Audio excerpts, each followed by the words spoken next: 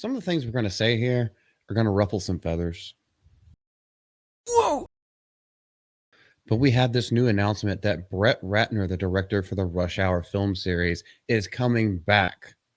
Not from a hiatus, but from the canceled culture. He was part of that Me Too thing. Now, was anything ever justified?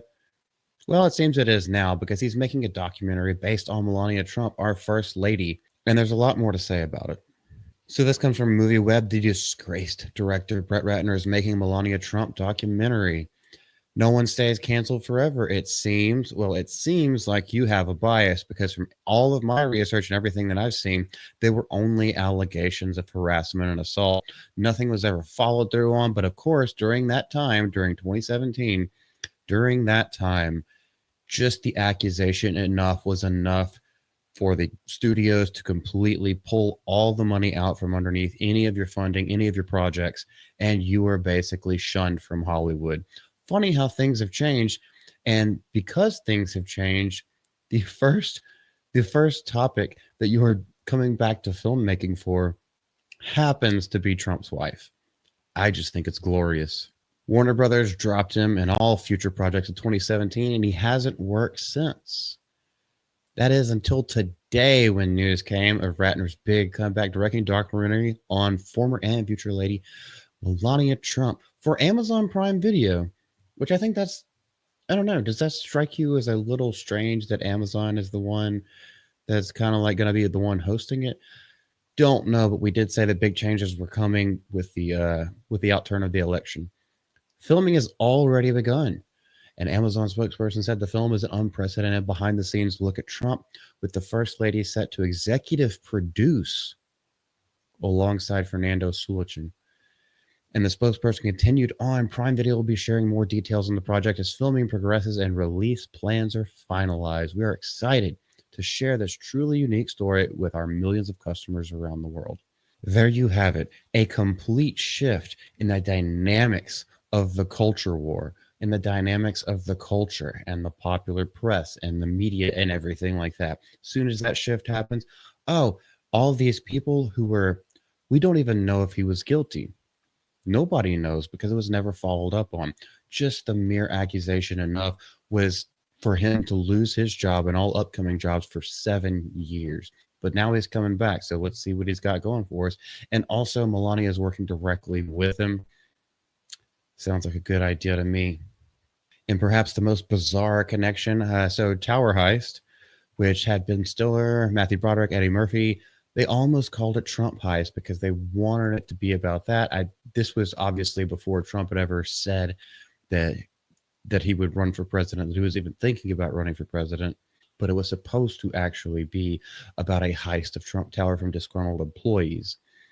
They decided to change it, probably, even though Trump was on board for it, on board with the film, and even visited the studio on multiple occasions to check in on production. I don't know why they changed it. Probably because, for all intents and purposes, it could have just been because making it off of a real life person, the legality of that might have been something where they'd have to have way more documents, way more stipulations, insurance, all kinds of other stuff. You never know. So they turn it to a fictional billionaire. There is that thing at the end of in credit scenes where there's like all the people in here are fictitious characters or fictional representations. So that might have had something to do with it just to cover their own butts. But as of now, the untitled documentary will be released late of 2025. And just to go a little bit further into what you might know Brett Ratner from, if you haven't watched the Rush Hour films, go watch them. They're hilarious. X-Men The Last Stand, the worst one, maybe even not his fault.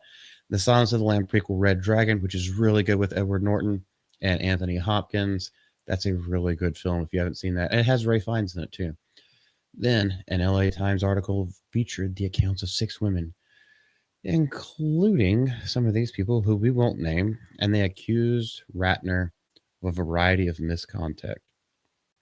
In a separate incident, also reported on by Variety, an assistant in Endeavor Talent Agency said that Ratner was preying on her when she was drunk at a nightclub, took her to the home of Hollywood producer Robert Evans, where Ratner was staying at the time, and forced himself on her. That's what they all say. But is there any evidence? Because you can go to a hospital if anything happened immediately. But the thing is with these Hollywood parties is that we don't actually know what happens in them until Diddy's List is released.